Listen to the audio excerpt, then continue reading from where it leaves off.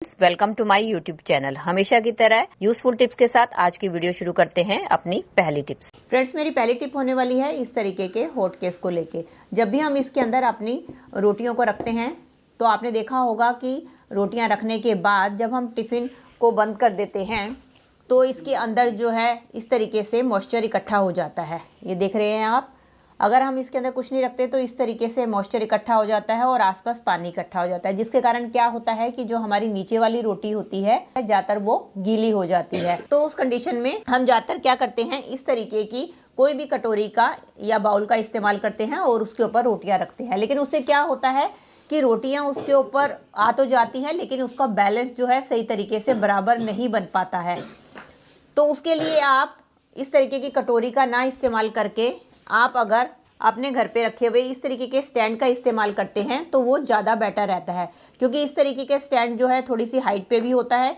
अगर आप इसके ऊपर रोटियां रखेंगे तो रोटियों के अंदर से जो भी मॉइस्चर निकलेगा वो इसके थ्रू, ये जो जगह बनी होती है साइड्स में खुली हुई, उसके थ्रू जो है आपका जो मॉइस्चर है वो आपके हॉट बॉक्स के नीचे बैठ जाएगा, जिसके कारण आपका जो है ये रोटी का जो क्लॉथ है वो भी सूखा हुआ रहेगा और साथ साथ आपकी रोटियां भी सूखी रहेंगी। तो नेक्स्ट टाइम जब भी आप हॉट केस में रोटियां रखें तो इस तरीके से किसी स्टैंड का इस्तेमाल करें। अगला हैक होने वाला है क्लीनिंग को लेके। अक्सर इस तरीके की केटल का इस्तेमाल तो हम अपनी किचन में करते ही हैं पानी गर्म करने के लिए।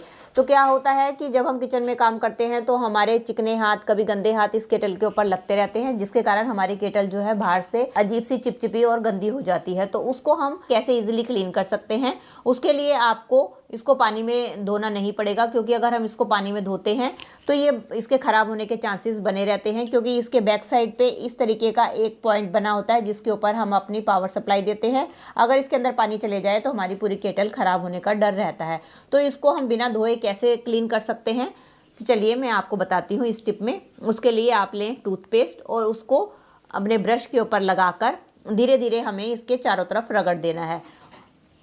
ये देखिए मैंने सारा जो है टूथपेस्ट अपनी केटल के ऊपर लगा दिया है। अब हम क्या करेंगे, पहले लेंगे गीला टॉवल और उसकी मदद से इस पेस्ट को अच्छी तरीके से उतार लेंगे और इसके बाद हम लेंगे सूखा टॉवल और सूखे टॉवल से जो है अपना अच्छी तरीके से इस केटल को वाइप कर लेंगे। ये देखिए मेरी केटल एकदम चमक चुकी। चलिए फ्रेंड्स, बढ़ते हैं अगले हैक की तरफ। कई बार ऐसा होता है कि जब हम बेड पे, बच्चे या बुज़ुर्ग जब हम सोने लगते हैं तो आपने देखा होगा, चाहे हमने जितनी भी गर्म बेडशीट बिछा रखी हो या गर्म कंबल ले रखा हो तो भी हमें अंदर से बेड जो है ठंडा लगता है। तो उस कंडीशन में हम बच्चों और बुज़ुर्ग के लिए इसको पहले से कैसे गर्म करके रखें ताकि उनको ठंडा लगे, उसके लिए आप क्या कर सकते हैं, इस तरीके से अगर आपके घर पे हॉट पैड है तो आप उसका इस्तेमाल कर सकते हैं। तो आप क्या करें, पहले उनके सोने से पहले हॉट पैड को अच्छी तरीके से गर्म कर लें और इसके बाद आप अपने रजाई या कंबल के अंदर इसको रख दें। इससे क्या होगा, आपका जो है अंदर से हिस्सा जो है अच्छी तरीके से इसकी मदद से गर्म हो जाएगा और इसके बाद जब गर्म हो जाए तब कोई भी इसके अंदर सोएगा तो उसको सर्दी बिल्कुल भी नहीं लगेगी। चलिए फ्रेंड्स, देखते हैं अगले हैक को। मेरा अगला हैक होने वाला है हेल्थ से रिलेटेड। जैसे कि हम देख ही रहे हैं कि अमरूद हमारे मार्केट में बहुत ज़्यादा आए हुए हैं और हमें इसका सेवन भी ज़रूर करना चाहिए, क्योंकि ये हमारे हेल्थ की दृष्टि से हमारे लिए बहुत ही फ़ायदेमंद होते हैं।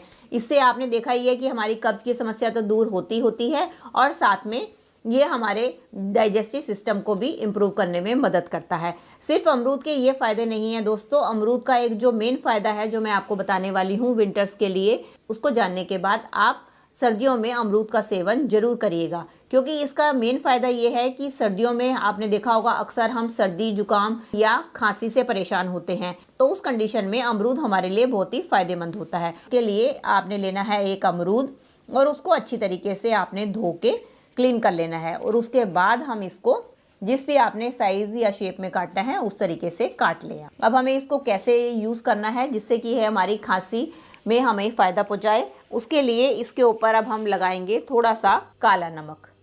इस तरीके से हम अपने अमरूद की ये जो फांके हैं उसके ऊपर काला नमक छिड़क देंगे, क्योंकि आप शायद नहीं जानते हैं कि काला नमक के तो हमारे बहुत फ़ायदे हैं, लेकिन खांसी में काला नमक इस तरीके से फ़ायदा पहुंचाता है, क्योंकि खांसी में अक्सर आपने देखा है कि हमारे गले में जो है खराश होती है और खुजली सी होती है। तो उस कंडीशन में अगर आप काले नमक का यूज़ करेंगे तो काला नमक जो है उसको कम करने में भी आपकी मदद करेगा। अब इसके अंदर हम दूसरी चीज़ लगाएंगे, वो है काली मिर्च।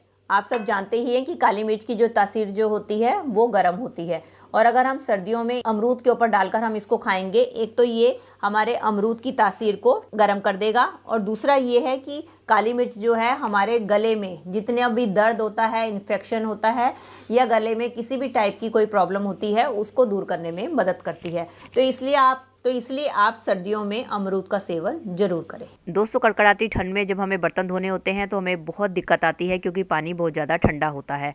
तो आज मैं आपके साथ ट्रिक लेकर आई हूँ जिसमें आप ढक्कन की मदद से ही ढेर सारे बर्तन धो पाएंगे। उसके लिए आपने क्या करना है, आपने लेनी है 2 पॉलीथीन और पॉलीथीन लेकर आपने उसको हाथों में पहन लेना है और उसको आपने चूड़ियों के बीच में फंसा देना है ताकि पॉलीथीन ना निकले। अगर आपने ज़्यादा फिक्स करना है तो आप रबड़ बैंड का भी इस्तेमाल कर सकते हैं। और उसके बाद जब आप बर्तनों को इसकी मदद से मांजेंगी या धोएंगी तो आप देखेंगी आपको बिल्कुल भी ठंड नहीं लगेगी क्योंकि पानी आपके हाथों को बिल्कुल भी टच नहीं करेगा।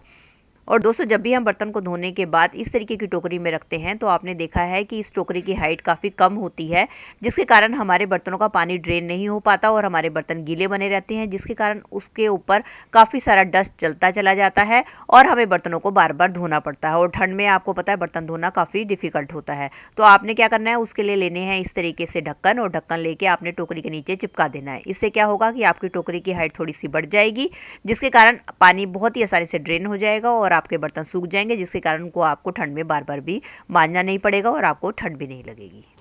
ये थी दोस्तों मेरी आज की वीडियो। आई होप आपके लिए यूज़फुल रही होगी। अगर दोस्तों आपको वीडियो जरा सी भी अच्छी लगी है तो प्लीज़ इसके लाइक, शेयर और कमेंट कीजिएगा और बेल आइकन के साथ मेरे चैनल को भी सब्सक्राइब कर लीजिएगा। चलिए मिलती हूँ नई वीडियो के साथ। Till then take care and bye bye.